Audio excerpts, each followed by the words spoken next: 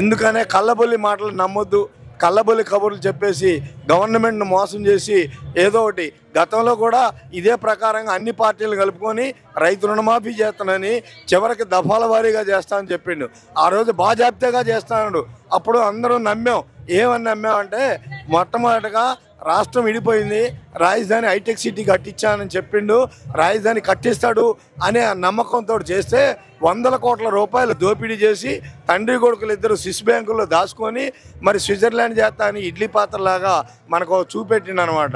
Colour ఫోటోలు పెట్టి అర్థమైందండి, సినీ ట్రిక్లో పెట్టేసి ఒక ఇడ్లీ పాత్రలాగా పెట్టి ఇదిగో అని చూపెట్టి బొమ్మలు ఫ్లెక్సీలు చూపెట్టిండు.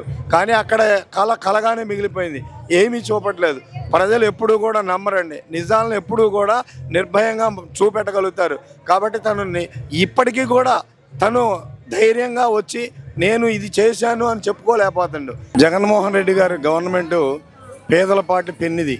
ఎందుకంటే ఇది ఉన్నోడికి మరి లేనోడికి జరిగేటువంటిది, న్యాయానికి అధర్మానికి, ధర్మానికి అధర్మానికి జరిగేటువంటి పోటీ. కాకపోతే ఇప్పుడు ప్రజలందరూ కూడా మరి చంద్రబాబు నాయుడు గారు అంటున్నారు మీకు వచ్చేదంతా జెండా కూలీలు, జనం కాదని చెప్తున్నారు. కానీ ఇది వాస్తవం కాదు. కాకపోతే జగన్మోహన్ రెడ్డి గారు గవర్నమెంట్లో పల్లె ప్రాంతాల్లో అయితే చాలా 100% మరి అందరికీ కూడా న్యాయం జరిగింది. తను ఎలక్షన్ మేనిఫెస్టోని ఒక భగవద్గీతగా, ఖురాన్గా, బైబిల్గా భావించి మరి ప్రతి ఒక్కటి 198% పూర్తి చేశారు. కనీసం 90% అయినా పూర్తి చేశారు. ఎందుకంటే కొన్ని కారణాల వల్ల వచ్చినటువంటి 5 సంవత్సరాల పీరియడ్లో 2 సంవత్సరాలు కరోనా వల్ల ఏమీ చేయలేకపోయినా మిగతా ఉన్న కొద్ది వ్యవధిలో అంటే 3 సంవత్సరాలకి 2 సంవత్సరాల 8 నెలల వ్యవధిలోనే చాలా వరకు అన్ని కార్యక్రమాలు పూర్తి చేశారు. పేద ప్రజలకి మరి చదువుకునే పిల్లలైతే విద్యా వైద్యం అనేది 2 కళ్ళుగా భావించి మరి నాడు నేడు ప్రోగ్రాం దాకా విద్యాలయాలు కానీ మరి ఆరోగ్యశ్రీ కేంద్రాలు కానీ ఇవన్నీ కూడా చాలా తీర్చిదిద్దారు.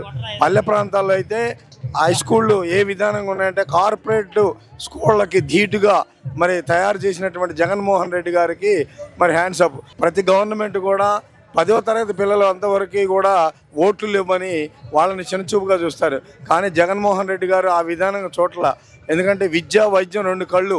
మనం దీర్ఘకాలికంగా 20 సంవత్సరాలు కానీ 30 సంవత్సరాలు కానీ సీఎంగా కొనసాగాలంటే పిల్లలందరూ కూడా మంచి విద్యావంతులు అవ్వాలి. విద్యావంతులు అయితేనే రేపు మనకి దేశానికి మంచి పౌరసత్వం తీసుకొస్తారు.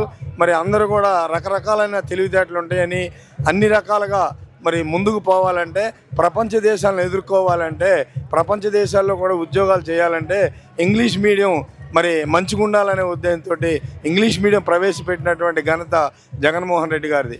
మరి పేద పిల్లలు గవర్నమెంట్ స్కూల్లో చదువుకోవాలంటే ఆ సరైన వసతులు లేక పోయిన మరి తెలుగుదేశం పార్టీ మరి ఉన్నప్పుడు 14 సంవత్సరాలు కూడా ఇబ్బందులు పడిన కాకుండా మరి జగన్మోహన్ రెడ్డి గారు గవర్నమెంట్ వచ్చిన తర్వాత పేద ప్రజల్లో ఉన్నటువంటి పిల్లలందరూ కూడా వాళ్ళ టాలెంట్ బయట తీయడం కోసం గవర్నమెంట్ స్కూళ్ళను తీర్చిదిద్ది మరి పిల్లలందరికీ కూడా ఇంగ్లీష్ విద్య మరి రకరకాలైన విద్య, అందరూ కూడా బీఈడి క్వాలిఫైడ్ అనేటువంటి టీచర్స్ని అందరూ కూడా పోస్టులు భర్తీ చేసి మరి అటు చదువుకున్న పిల్లలకి న్యాయం జరుగుతుంది. ఎందుకంటే వాళ్ళు నిరుద్యోగ భృతి కావాలని వాళ్ళు అడగపోయినా ఎలక్షన్ వాగ్దానంలో గతంలో నిరుద్యోగ భృతి ఇస్తా అని చెప్పి ఎగ్గొట్టాడు చంద్రబాబు నాయుడు గారు.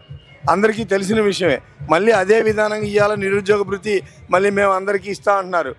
వాడవాడలో ఉద్యోగాలు ఇస్తా అంటున్నారు, ఇంటికో ఉద్యోగం అంటున్నారు. అన్నీ అబద్ధాలు చెప్తున్నారు. అబద్ధాలు చెప్పడంలో ఆయన దిట్ట.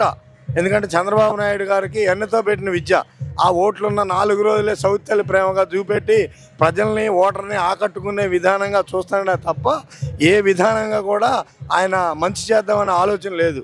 అదే జగన్మోహన్ రెడ్డి గారు మరి వాళ్ళ కుటుంబం మరి మన రాష్ట్రానికి వాళ్ళ కుటుంబం ఎంతో సేవ చేసింది. ఆ రోజు ఆయనే అన్నారు పాదయాత్రలో చెప్పేటప్పుడు, మా నాన్నగారు 1 అడుగు ముందుకేస్తే నేను ఇంకొక 2 అడుగులు ముందుకేస్తా అని చెప్పారు. చెప్పిన మాట ప్రకారం ఇచ్చినటువంటి మేనిఫెస్టో ప్రకారం కంపల్సరీగా చేసి చూపెట్టారు. పల్లె ప్రాంతాల్లో అయితే అమ్మఒడి కానివ్వండి, డ్వాక్రా మహిళలకు ఇచ్చేటువంటి డ్వాక్రా కానీ, పోతే 45 సంవత్సరాలకు ఇచ్చేది కానీ, మళ్ళీ అట్టనే తన ఒక్క కులం కాదు, మతం కాదు, ప్రాంతం కాదు, ఏ విభేదం లేకుండా ప్రతి ఒక్కళ్ళకి సంక్షేమ ఫలాలు అందించినటువంటి ఘనత ఒక జగన్మోహన్ రెడ్డి గారికే దక్కుద్ది. అంటే ఎంతోమంది సీఎంలు, మేము వచ్చిన తర్వాత ఎంతోమంది సీఎంలు వచ్చారు, కానీ ఏ ఒక్క సీఎం కూడా ఇంత చేసినట్టుగా చరిత్రలో లేదు. అక్కడ దాకా ఎందుకు, మరి మనకి 14 సంవత్సరాలు చేశారు. 14 సంవత్సరాలు చేశాను, 40 సంవత్సరాల ఇండస్ట్రీ అన్నటువంటి చంద్రబాబు నాయుడు గారు ఇవాళ ఏంటి పరిస్థితి ఏంటి? జగన్మోహన్ రెడ్డి గారు మీకు న్యాయం జరిగి ఉంటేనే నాకు ఓటేయండి, మీ కుటుంబానికి మంచి జరిగితేనే నాకు ఓటేయండి, లేదంటే నేనే చెప్పాను చెప్పండి, మాకు వేరే వాళ్ళకు ఓటేసుకోండి అని నిర్భయంగా చెప్తున్నారు. జగన్మోహన్ రెడ్డి గారు ఏ విధానంగా చెప్తున్నారంటే, మీకు మంచి జరిగితేనే నన్ను దీవించండి, నన్ను ముందుకు పంపించండి, మళ్ళీ నా పరిపాలన చూడండి, నేను ఇంకా మంచి చేస్తాను అని చెప్పి వాగ్దానం చేస్తున్నారు. అదే విధానంగా గ్రామాల్లో అయితే గ్రామ సచివాలయాలు, విలేజ్ క్లినిక్లు, మళ్ళీ అట్నే హెల్త్ క్లినిక్లు, మళ్ళీ అవి కూడా కాకుండా మరి గ్రామ వాలంటీర్లు పెట్టారు. వాలంటరీ వ్యవస్థ ఎంతగా బాగుందంటే ఇవాళ చంద్రబాబు నాయుడు వణికిపోయే పరిస్థితి వచ్చింది. ఆ రోజు ఆయన వాలంటరీ వ్యవస్థ పెట్టినప్పుడు ఇది సంచులు మోసే ఉద్యోగం, కేవలం 5,000 రూపాయలు సంచులు మోయడానికి తప్ప దేనికి పనికొద్ది అన్నాడు. ఇవాళ గవర్నమెంటు భయపడే స్టేజ్కి వచ్చింది. తన నోటితో తానే అంటాడు, ఏమన్నా తెలుసా, వాలంటరీ వ్యవస్థ వల్ల పెద్ద ప్రమాదం వచ్చి పడింది, నాకు గవర్నమెంట్కే ప్రమాదం వచ్చి పడింది, అదే వాలంటరీ వ్యవస్థ నేను కంటిన్యూ చేస్తాను, జగన్మోహన్ రెడ్డి గారు 5,000 రూపాయలు ఇస్తే నేను 10,000 రూపాయలు పారితోషికంగా ఇస్తానని చెప్పి తనకు తానే ఒప్పుకోండు. అంటే ఇక జగన్మోహన్ రెడ్డి గారు గవర్నమెంట్కి ఇంతగా కావాల్సిన సర్టిఫికేట్ ఇంకేముంటుందండి? తను పెట్టినటువంటి సంస్థని మరి ఇది బాగుంది, ఇతనే చేయాలి, అతను 5,000 కాదు 10,000 రూపాయలు అంటుండు. ఆయాలేం అట్లా మాట్లాడుతూ ఇవాళ ఇట్లా మాట్లాడతారు. ఇంకొక విషయం ఏంటంటే, ఆనాడు సారా పూర్తిగా నిషేధిస్తానని వాగ్దానం చేసిన దానికి ఆ రోజు ప్రతిపక్షాలన్నీ కూడా దుమ్మేసిపోసినాయి. ఏమనంటే, మరి పేదవాడు శారీరక శ్రమ చేసి కొద్దిగా తను సేద తీరడం కోసం కొద్దిగా సేవించేటువంటి మందును కూడా అందుకోకుండా 5 స్టార్ హోటల్ లెవెల్లో తీసుకెళ్లారు. ఇలా ఉంటే మరి కష్టపడిన వాళ్ళకి నిద్రపోవడానికి కూడా అవకాశం లేదు, కానీ పేదవాడికి అందుబాటులో ఉండాలి అని చెప్పి ఆ రోజు తను బాగా ఇచ్చేసిండు, ఆ గోల చేసిండు.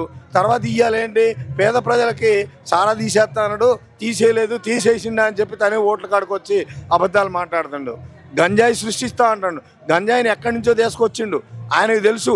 ఆక్వా వాళ్ళ పేరు మీద గంజాయి మరి బోట్లో తీసుకొచ్చిన ఇది, ఆ దాంట్లో ఉన్నటువంటి ఎంక్వైరీ చేస్తే మొత్తం ఉన్నది టీడీపీ లీడర్లు అయితే ఇది కాదు, జగన్మోహన్ రెడ్డి గారు కల్పించారని చెప్పి జగన్మోహన్ రెడ్డి గారి మీద దుమ్మేసిపోయటం జరుగుతుందండి. కానీ న్యాయం ఎక్కడికి పోదు. పైన భగవంతుడు ఆయన ఒకటే చెప్తున్నారు, పైన దేవుడు ఉన్నాడు, కింద ప్రజలు ఉన్నారు, మాకు ఓటర్లే దేవుడు, నా కార్యకర్తలే ఓటర్లు, నా క్యాంపెయిన్స్ ఎవరంటే మీరే అని చెప్పి ధైర్యంగా చెప్తుండు. కానీ 45 సంవత్సరాలు 40 సంవత్సరాల ఇండస్ట్రీ అన్నోడు ఇవాళ నా క్యాంపస్ మీరే అని ఎందుకు చెప్పలేకపోతుండు? మొత్తం కలిపిన 5 సంవత్సరాల పీరియడ్లో 2 సంవత్సరాలు కరోనా పోతే మిగతా 3 సంవత్సరాలు మరి తను చేసినటువంటి పనిని నీకు న్యాయం జరిగితేనని అడిగే పరిస్థితి వచ్చింది. ఇవాళ పేద ప్రజల్లో చూసుకుంటే చిన్నవాళ్ళు, ముసలోళ్ళు కానీ ముతకోళ్ళు కానీ మొన్న మీరు చూశారు, ఎలక్షన్ కోడ్కి అడ్డం పెట్టుకొని మరి నిమ్మగడ్డ సురేష్ గారిని వాళ్ళని పెట్టేసి ఎన్నో రకాలుగా కోర్టుకి కాగితాలు పంపించి మరి వికలాంగుల్ని, వితంతుల్ని, మరి వృద్ధుల్ని ప్లస్ ఒంటరి మహిళల్ని ఎన్ని రకాల ఇబ్బందులు పెట్టారో ఒక్కసారి గమనించండి. రేపొద్దున మన జీవితాలు మనమే బాగు చేసుకుందాం, మన పిల్లల్ని చదివిస్తే మన కుటుంబాలు చాలా బాగుంటాయి. కాబట్టి దయచేసి కళ్ళబొల్లి మాటలు నమ్మొద్దు. మళ్ళీ జగన్మోహన్ రెడ్డి గారు గవర్నమెంట్ వస్తే మళ్ళీ పేద ప్రజలందరూ కూడా బాగుపడతారు. ఆయనే చెప్తున్నాడు, నీకు వచ్చేదంతా జెండా కూలీళ్ళని, మా వాళ్ళందరూ కూడా ఏసీల్లో బతికేవాళ్ళని. ఉన్నోడు ఎట్టయినా బ్రతకగలుగుతాడు, లేనోడు బ్రతకలేడు. కాబట్టి జగన్మోహన్ రెడ్డి గారే ఉండాలి. రాష్ట్రంలో జగన్మోహన్ రెడ్డి గారికి అర్హత ఉంది. ఇంతమంది సీఎంలు వచ్చారు, ఏ సీఎం కూడా చేయలేదు. ఇంత మంచి చేసినటువంటి జగన్మోహన్ రెడ్డి గారిని నమస్కరించి మళ్ళీ జగన్మోహన్ రెడ్డి గారిని గెలిపించాలని కోరుకుంటున్నాం. మళ్ళీ జగన్మోహన్ రెడ్డి గారే వస్తారు.